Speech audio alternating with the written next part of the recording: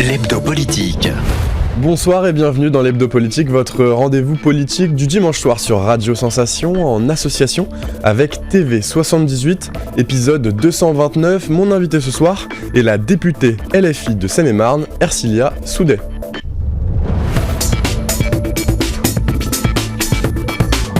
L'hebdo politique. Ercilia Soudet, bonsoir. Bonsoir. Vous êtes l'un des nouveaux visages de l'Assemblée nationale, vous faites partie donc du groupe de la France Insoumise, élu dans la 7e circonscription de Seine-et-Marne. Vous étiez auparavant professeur de français et vous faites partie de la commission des affaires étrangères. Aujourd'hui, c'est le début de la Coupe du Monde au Qatar. Le coup d'envoi a été donné à 17h. Alors cette semaine en commission des affaires étrangères, une table ronde a été organisée sur les conditions de préparation de cette compétition. Au cours de cette table ronde, la commission a interrogé Max Tunon, le chef du bureau de l'OIT à Doha, un bureau qui existe depuis 2017. Alors quel a été son point de vue sur les conditions de travail au Qatar? Que sait-on de ces conditions? Alors il s'est voulu rassurant, en tout cas c'est comme ça que je l'ai ressenti, selon lui il y a des améliorations qui sont mises en place, pour autant de mon point de vue ça reste nettement insuffisant, et puis c'est pas le seul point qui m'inquiète d'ailleurs, parce que au-delà des conditions de travail, on remarque aussi un véritable problème environnemental. J'ai du mal à comprendre aussi pourquoi on met autant d'argent dans une Coupe du Monde, c'est pharaonique par rapport à d'habitude. Et puis je suis très inquiète pour la protection des données des personnes qui vont se rendre là-bas. La CNIL a récemment donné un avis disant aux gens de faire attention. Elle conseille aux gens de prendre d'effacer toutes leurs données sur leur smartphone avant de l'emmener, ou bien d'en prendre un tout neuf, parce qu'il y a un risque de se faire pirater ces données. Donc c'est assez inquiétant. Au cours de ces entretiens, qu'avez-vous appris sur le droit du travail au Qatar et sur les réformes qui ont été engagées depuis 2017? Le Qatar met en avant des réformes sur le droit du travail depuis 2017. Alors après, je pense qu'effectivement, le Qatar entame quelques réformes, parce que à chaque fois qu'il y a un événement comme ça de cette ampleur, ça a forcément un impact pour redorer un peu l'image du pays qui accueille. Après moi, comme je l'ai dit, malgré tout, ça reste très insuffisant. Et puis surtout, je m'inquiète de la pérennité des quelques améliorations qu'il y a pu y avoir, quoi. Alors la décision de confier l'organisation de la Coupe du Monde au Qatar a été décidée par la FIFA. Ce ne sont pas les États qui l'ont décidé, mais ils ont ensuite la possibilité de boycotter ou non l'événement. Alors dans une tribune que vous avez co-signée avec notamment Alexis Corbière qui porte ce sujet dans le journal donc, du dimanche le 23 septembre, quelles sont les raisons qui vous amènent à boycotter cet événement ? Alors oui, effectivement, je demande un boycott diplomatique. J'insiste sur l'idée de boycott diplomatique. L'idée, c'est pas d'empêcher les gens de regarder la Coupe du Monde. L'idée, c'est vraiment que l'État se positionne clairement en faveur des droits humains. C'est le fait de boycotter diplomatiquement, de pas apporter d'aide particulière à la Coupe du Monde au Qatar, le fait de ne pas se déplacer là-bas. Ce serait un signe fort pour montrer le fait que on est en désaccord avec le manque de respect des droits humains. Et alors vraiment aussi, je voudrais insister sur quelque chose, c'est que quand je parle du manque de respect des droits humains au Qatar, pour moi, c'est pas un problème civilisationnel, parce que certains veulent nous faire croire ça, en pensant que on a les bons occidentaux d'un côté et on a le monde arabe de l'autre qui ne respecte pas les droits humains. Moi, je pense que le problème fondamental, c'est le capitalisme qui est là, porté à son paroxysme. Alors Emmanuel Macron a répondu à Alexis Corbière. Il a appelé à ne pas politiser le sport. Qu'est-ce que vous lui répondez? Il me demande de ne pas politiser le sport, mais en réalité, le sport, c'est politique. Et d'ailleurs, bien souvent, les politiques, les présidents ne se gênent pas pour le faire. Donc, je pense que c'est un faux procès. Alors malgré toutes ces controverses, la Coupe du Monde attire tout de même des milliers de Français au Qatar. Ils seront 10 000 à y aller, contre 27 000 il y a 4 ans en Russie. Ils seront accompagnés de quelques centaines de gendarmes français qui seront présents pour aider à la sécurité. Au Sénat et à l'Assemblée nationale, vous avez dénoncé cet accord entre le gouvernement français et le gouvernement qatari. Pourquoi ? Alors, encore une fois, c'est parce que je pense ce qui m'a dérangé dans cet accord, déjà, c'était le fait que le gouvernement français soulignait les liens d'amitié avec le Qatar. Et comme je disais, comment est-ce qu'on peut parler de liens d'amitié avec un pays qui est aussi peu respectueux des droits de l'homme, aussi peu respectueux de notre écosystème? Déjà, c'était cette formulation qui me posait véritablement problème. Après, il y a autre chose qui me dérange, c'est que on a parlé essentiellement d'y envoyer des hommes, sûrement parce que d'ailleurs, effectivement, la condition de la femme au Qatar est problématique, et que même finalement, d'ailleurs, le droit du travail n'est même pas, pour ce qu'il existe, n'est pas pensé pour les femmes, puisqu'en fait, les femmes ne travaillent pas spécialement au Qatar, quoi. Alors cette semaine, à l'Assemblée nationale, vous avez examiné la loi de programmation et d'orientation du ministère de l'Intérieur pour la période 2023-2027, baptisée LOPMI. Elle prévoit donc 15 milliards de budget en plus pour le ministère de l'Intérieur pour transformer numériquement le ministère. Les procurations électorales seront désormais dématérialisées. Les victimes pourront aussi porter plainte par visioconférence. Est-ce que c'est une bonne chose de simplifier les procédures ? Alors, j'ai remarqué effectivement, comme d'ailleurs je l'ai souligné pendant le débat, que le gouvernement avait un véritable goût pour la simplification. En vérité, derrière ce goût pour la simplification, il y a un désir finalement de démanteler le service public. Et c'est le cas là en l'occurrence pour les commissariats, mais ça se reflète dans ça s'est déjà même reflété par le passé dans plein d'autres services publics. Moi je sais que par exemple quand on essaye de joindre les impôts, c'est compliqué. Donc, ce que je crains, c'est que l'idée derrière tout ça, ce soit de supprimer des postes ou de ne pas chercher à recruter. D'ailleurs, c'est ce que disait la défenseure des droits. La défenseure des droits, c'est ce qu'elle a souligné dans son rapport. Elle a dit que cette dématérialisation aboutissait généralement à des postes en moins. Et moi, je pense notamment aux victimes de violences sexistes, sexuelles et intrafamiliales, c'est déjà compliqué en soi de porter plainte. Si en plus on se retrouve juste derrière un ordinateur, en plus des fois avec pour certaines personnes, ça peut être compliqué de réussir à comprendre comment remplir tel ou tel formulaire. Parfois, on peut avoir des problèmes aussi même de connexion. Dans certains endroits, on a tout simplement des problèmes d'accès à Internet. En tout cas, un bon débit. Donc, je pense que ça rajoute des obstacles pour des gens qui, au contraire, auraient besoin d'être davantage accompagnés. Alors sur les moyens des services publics, la majorité vous répond que ce seront 8500 policiers sur 5 ans qui seront recrutés. Les policiers disposeront aussi de nouveaux outils numériques, des caméras piétons, des caméras embarquées. Une vision que LFI et les écologistes rejettent. Plus de policiers, ça ne permettra pas de réduire la délinquance selon vous. Alors oui, j'ai plusieurs choses à répondre à cela. Alors déjà, c'est que ce que je disais en fait, c'est que plus de policiers... Ok, mais alors le problème, c'est que qu'est-ce qu'on en fait de ces policiers aussi ? Ça veut dire que si c'est juste pour en mettre plein pendant des manifestations, si c'est juste pour donner un sentiment de vouloir rassurer par de la présence, mais sans véritablement leur donner des missions qui permettraient réellement d'améliorer le quotidien des Français, je ne vois pas l'intérêt. L'autre chose, c'est que je demande à voir, parce que quand j'ai rencontré les policiers de Villeparisis, ils m'ont clairement dit qu'il y avait un vrai problème de recrutement. Donc, de façon générale, il y a un problème de recrutement dans la fonction publique. Et donc cette loi n'a pas vocation à y remédier ? C'est-à-dire qu'il ne suffit pas simplement de faire des déclarations d'intention, on va recruter des gens. Il faut améliorer les conditions de travail aussi des policiers pour que les gens aient envie de postuler. Et améliorer les conditions de travail des policiers, c'est notamment revoir leur mission. C'est-à-dire que les surmobiliser dans des manifestations à tel point que ça fait augmenter les tensions, je pense pas que ce soit une bonne idée. Les surmobiliser sur des questions de lutte contre le cannabis, je pense pas que ce soit une bonne idée non plus. Je pense que à ce niveau, ils sont très sollicités sur cette question-là, alors même que nous à la France Insoumise, ce qu'on défend, c'est l'idée de légaliser pour plutôt mettre les moyens. Ça sera d'ailleurs bientôt le cas en Allemagne. Voilà. Pour nous mettre les moyens sur une politique sanitaire publique et pour faire de la prévention plutôt que de la répression qui en fait touche essentiellement les milieux populaires. Alors vous en avez parlé.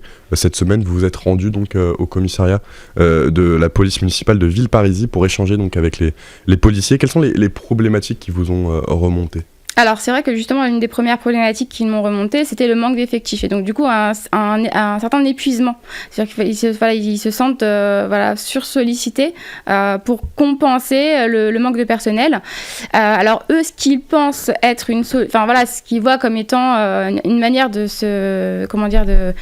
soulager leurs épaules, c'est d'avoir beaucoup de vidéosurveillance. Mais moi, je pense pas que ce soit la bonne solution. Je pense que une caméra ne remplacera jamais un être humain. Donc, je peux comprendre, le fait que effectivement, eux, ce qu'ils voient, c'est qu'ils sont très peu nombreux et que du coup, toute aide technologique pour eux est la bienvenue. Mais moi, je pense pas que ce soit la solution. Je pense qu'il faut remettre de l'humain, qu'il faut plus davantage à ce niveau-là. Pour le coup, en matière de police de proximité, il faut davantage de personnel et non pas des caméras qui sont par ailleurs intrusives. Et qu'ils vont l'être d'autant plus que, d'ailleurs, dans la loi Darmanin, une des propositions à laquelle je me suis opposée, c'était de faciliter l'accès pour les policiers aux images des caméras. Donc, alors même que, d'ailleurs, la police municipale de Villeparisis m'avait présenté le système des réquisitions comme un garde-fou. C'est-à-dire qu'il me disait « Vous inquiétez pas, Madame Soudé, même si ça peut vous paraître intrusif, on a quand même un garde-fou, tout le monde ne peut pas accéder comme il veut aux caméras, il faut une réquisition, c'est très encadré, les images sont détruites régulièrement, etc. » Mais donc je me dis que si on casse les garde-fous, encore une fois, dans l'idée de simplifier soi-disant, ça m'inquiète beaucoup. Alors, depuis votre élection, vous êtes engagé très fortement pour soutenir Salah Hamouri, un avocat franco-palestinien emprisonné en Israël. Alors, que lui est-il reproché ? Alors oui, il subit une certaine forme de harcèlement depuis 20 ans maintenant. Il a été régulièrement placé en détention.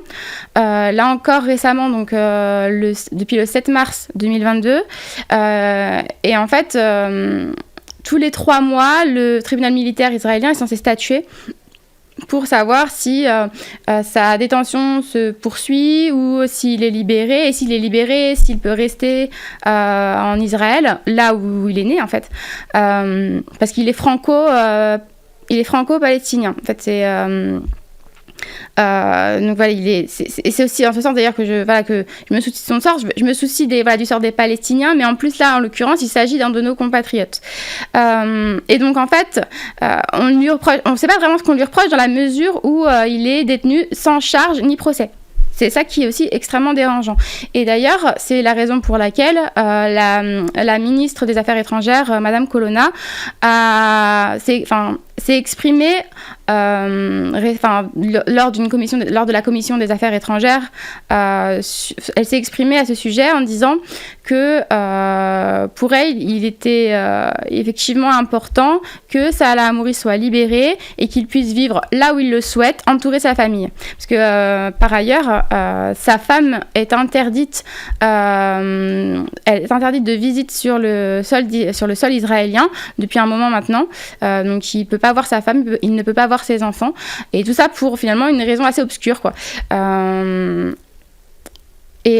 ce que je regrette, c'est le manque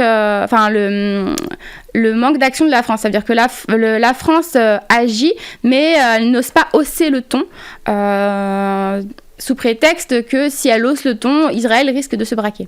Jeudi prochain, ce sera le jour de la niche parlementaire de la France insoumise. C'est un jour consacré aux examens des propositions de loi d'un groupe politique à l'Assemblée nationale d'opposition. Alors à l'ordre du jour, il y aura 12 textes. Tous ne pourront pas être examinés, bien sûr, en une journée. Le premier texte sera une proposition de résolution qui concernera la demande de création d'une commission d'enquête parlementaire, donc, qui fait suite aux informations relatives aux Uber Files, publiées donc cet été, en souhaitant identifier les actions du lobbying Uber pour pouvoir s'implanter en France et sur leurs conséquences sociales, économiques et environnementales. Alors cette commission d'enquête parlementaire vise Emmanuel Macron. Que permettrait-elle ?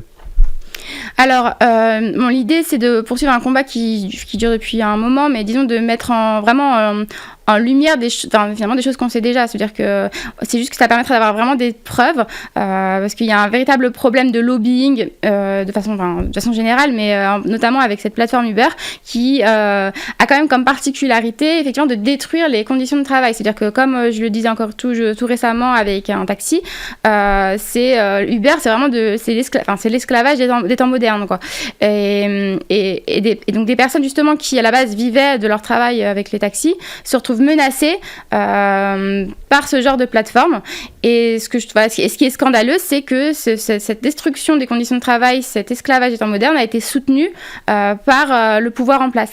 Et donc cette commission d'enquête permettrait de mettre ça en lumière. Et alors, là où on voit qu'il y a vraiment un souci, c'est que justement quand Daniel Simonet a souhaité présenter cette proposition de résolution en commission, on a senti tout de suite la tension des macronistes qui refusent absolument cette commission d'enquête.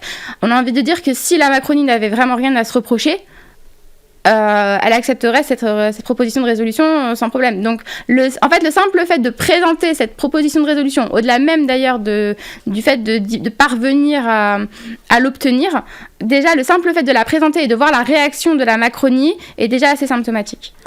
Puis donc, il y a ensuite ce texte pour augmenter le SMIC à 1 600 € net, soit 2 050 € brut mensuel. La mise en place de cette mesure serait financée, vous le précisez, par le rétablissement de l'ISF, l'impôt sur la fortune. Alors c'était le SMIC à 1 600 €, c'était l'une des propositions phares de Jean-Luc Mélenchon lors de la campagne présidentielle.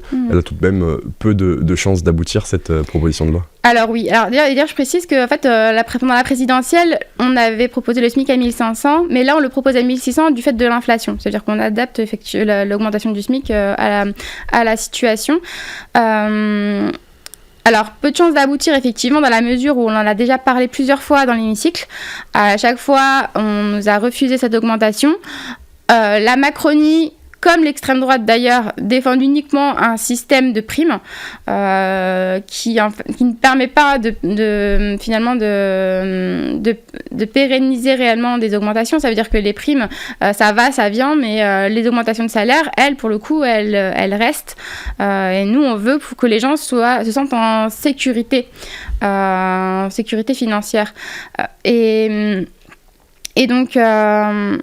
ce qui m'a frappée durant le passage en commission, c'est qu'effectivement, il y a eu toute une tentative de sabotage de notre projet de loi avec la droite qui n'a pas arrêté de déposer des amendements pour proposer des exceptions. Ça veut dire qu'à chaque fois, c'était le SMIC à 1 600 €, sauf, et notamment, on ne sait pas ce qu'ils ont contre les gens de la restauration, mais il y avait pas mal de propositions d'amendements à l'encontre des personnes qui travaillent dans la restauration. Puis donc il y a ensuite ce troisième texte, une proposition de loi constitutionnelle qui veut inscrire le droit à l'IVG, l'interruption volontaire de grossesse, dans la Constitution. Alors cette loi veut aller plus loin que celle présentée par la majorité. Expliquez-nous, c'est quoi la différence entre les deux lois ?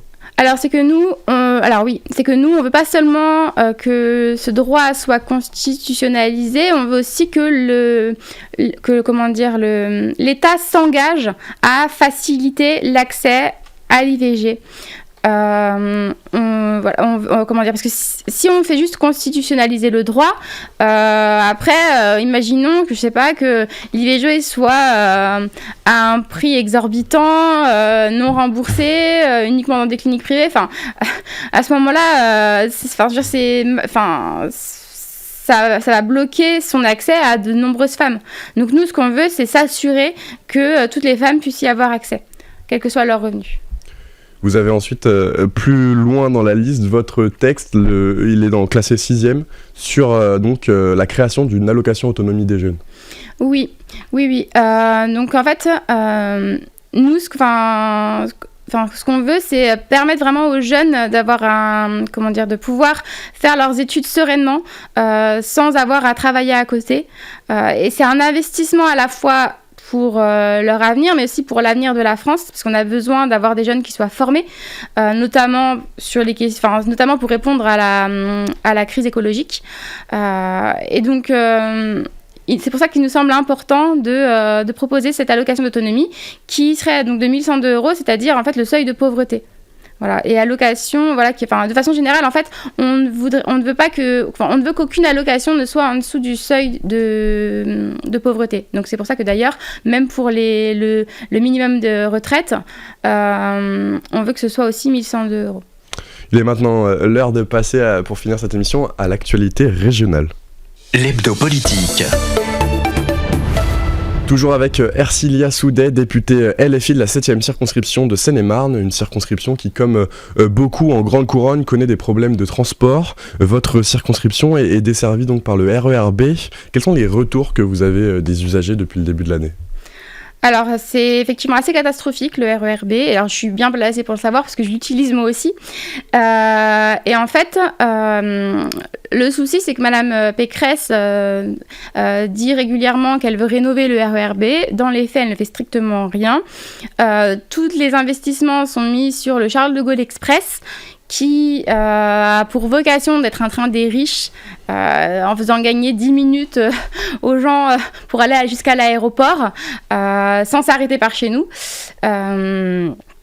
Et donc, finalement, ces travaux du Charles de Gaulle Express, d'ailleurs, ont impacté la ligne B de façon négative. Donc, il y avait déjà... on a depuis un bon moment, les trains ne circulent plus à partir d'une certaine heure, donc à 22h40, il n'y a plus rien. Si vous travaillez tard, bon courage, et si vous avez envie de passer un peu de temps à Paris le soir, bon courage aussi. Après, régulièrement, c'est vrai qu'il y a, assez régulièrement, j'ai aussi des retours d'usagers qui n'en peuvent plus du nombre de retards, du nombre de trains supprimés. D'ailleurs, encore aujourd'hui, j'ai reçu un message sur Twitter, justement, d'un usager, parce qu'il y avait des soucis au niveau de la branche de Mitriclay, la branche en fait de RER B qui passe sur ma circonscription. Donc, j'ai entendu que effectivement, Madame Pécresse parlait de l'augmentation elle voudrait faire augmenter le prix du pass Navigo. On va y revenir juste après. La crise du Covid. Je ferais déjà qu'elle s'occupe d'avoir des transports qui fonctionnent, sachant que le RER B, c'est quand même 1 million de passagers par jour, et qu'avec les Jeux Olympiques 2024, s'il n'y a pas quelque chose qui est fait rapidement, on va vite se retrouver dans une impasse, parce que le RER B a cette particularité de relier l'aéroport Charles de Gaulle avec les principaux sites des Jeux Olympiques 2024. Donc je ne sais pas comment le RER B va pouvoir fonctionner correctement à ce moment-là, quoi. Et je tiens à signaler aussi que je pointe la responsabilité de Madame Pécresse, mais je tiens à signaler aussi la responsabilité du gouvernement sur ce sujet. Le gouvernement aussi se doit d'agir. Et la première question écrite que j'ai faite au gouvernement lors de ma mandature, c'est justement sur la question du RER B. Et à ce jour, alors que je leur ai posé la question en juillet, je n'ai toujours pas eu de réponse. Alors justement, dans ce contexte d'inflation des prix de l'énergie, on parle depuis quelques semaines maintenant de plusieurs scénarios pour l'augmentation du pass Navigo. Alors première hypothèse, pour que le pass reste à 75 €, l'État devrait accepter donc d'éponger la dette du pré-Covid pour la transformer en subvention, ou bien réduire la TVA sur les transports en la passant de 10 à 5,5% et donc laisser la plus-value à Île-de-France Mobilité. Deuxième scénario, tout le monde encaisse une augmentation de 7,5%. On aurait donc un pass Navigo qui passerait de 75 à 80,8 €. Et enfin, si l'État ne concède aucun geste, Valérie Pécresse explique qu'IDFM sera contraint donc d'augmenter le prix du pass à 100 €. Aujourd'hui, quel scénario vous privilégiez, vous ? Alors, moi, je pense qu'il ne faut pas d'augmentation pour l'usager, de toute façon. C'est à l'État de s'assurer que... parce que c'est à l'État de prendre ça en charge. Cela étant, ce que je vois derrière la manœuvre de Valérie Pécresse, c'est que elle veut se dédouaner du fait que... de l'augmentation du pass. Ça veut dire qu'en gros, moi, je ne suis pas pour que ça augmente pour les usagers, mais c'est à l'État de prendre ses responsabilités. Et bon, elle oublie ses propres responsabilités à elle. Cela étant, l'augmentation du pass serait dramatique dans la mesure où, bon déjà, ce serait scandaleux puisque comme je l'ai dit, les conditions de transport sont plutôt mauvaises. Alors si en plus de ça on augmente le prix, les usagers sont doublement perdants. Mais en plus, l'inflation est telle que les gens ont de plus en plus de mal à vivre. Si en plus on leur augmente le coût du pass qui permet à beaucoup de personnes de pouvoir aller travailler, je ne sais pas comment les gens vont s'en sortir. Donc je pense que on n'est pas non plus un pays pauvre. On est, je veux dire, même si effectivement il y a une crise énergétique en ce moment, voilà, qui impacte nos finances, on n'est pas un pays pauvre. Donc à un moment donné, il faut savoir où chercher l'argent et l'investir correctement. Voilà, c'est que parfois quand ils veulent, quand je vois parfois certaines discussions budgétaires à l'Assemblée, je me rends compte qu'en fait, s'il y a de l'argent, mais simplement, on s'interroge des fois sur les choix qui sont faits, quoi. Bien, merci beaucoup, Ercilla Soudet, d'avoir été avec nous. Pas de rien. Je rappelle donc que vous êtes députée La France Insoumise de Seine-et-Marne. Nous, on se retrouve dimanche prochain à 19h pour un nouveau numéro. Très bonne soirée à tous.